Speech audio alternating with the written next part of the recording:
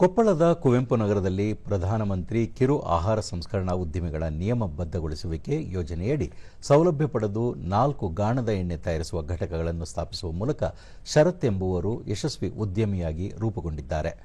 ಪದವೀಧರ ವಿದ್ಯಾವಂತ ಬೆಂಗಳೂರು ಸಿಲಿಕಾನ್ ಸಿಟಿಯಲ್ಲಿ ಸಾಫ್ಟ್ವೇರ್ ಇಂಜಿನಿಯರ್ ಕೆಲಸ ತೊರೆದು ಸಮಾಜಕ್ಕೆ ಶುದ್ಧ ಆಹಾರ ನೀಡುವ ಉದ್ದೇಶದಿಂದ ಕೊಪ್ಪಳದಲ್ಲಿ ಶೇಂಗಾ, ಸೂರ್ಯಕಾಂತಿ, ಎಳ್ಳು, ಕುಸುಬೆ, ಸಾಸಿವೆ ಹಾಗೂ ಕೊಬ್ಬರಿ ಎಣ್ಣೆ ತಯಾರಿಸುತ್ತಿದ್ದು, ಸಂಸ್ಕರಿಸಿದ ಎಣ್ಣೆಯಿಂದ ಸಾವಯವ ಉತ್ಪನ್ನಗಳನ್ನು ತಯಾರಿಸಿ ತಿಂಗಳಿಗೆ 1 ಲಕ್ಷಕ್ಕೂ ಅಧಿಕ ಆದಾಯ ಗಳಿಸುವ ಮೂಲಕ ಮಾದರಿಯಾಗಿದ್ದಾರೆ.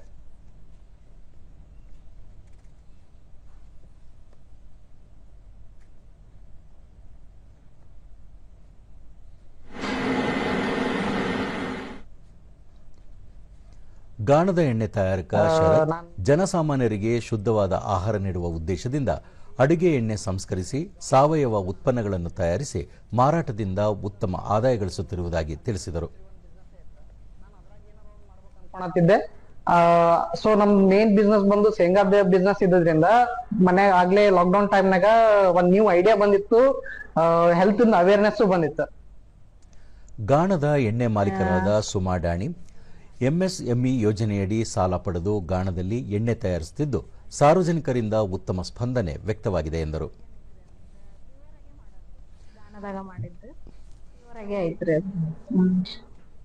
ರೆಸ್ಪಾನ್ಸ್ ಚಲೋ ಐತ್ರಿ. ಈಗ 1 ವರ್ಷ ಇದನ್ನ ಆಯ್ತ್ರಿ, ಈಗ ಚಲೋ ಐತ್ರಿ. ಈಗ ಒಂದ್ ಗಾಣದಿಂದ 40 ಲೀಟರ್ ಬರ್ತತ್ರಿ.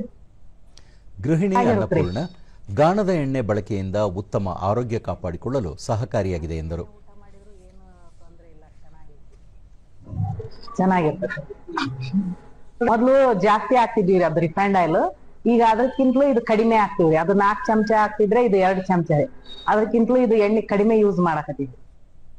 ಕೂಲಿ ಕಾರ್ಮಿಕ ರವಿ ಆರೋಗ್ಯದ ದೃಷ್ಟಿಯಿಂದ ಗಾಣದ ಎಣ್ಣೆ ಬಳಕೆ ಸೂಕ್ತವಾಗಿದ್ದು ಶುದ್ಧ ಎಣ್ಣೆ ಬಳಕೆಗೆ ಆದ್ಯತೆ ನೀಡಬೇಕು ಎಂದರು.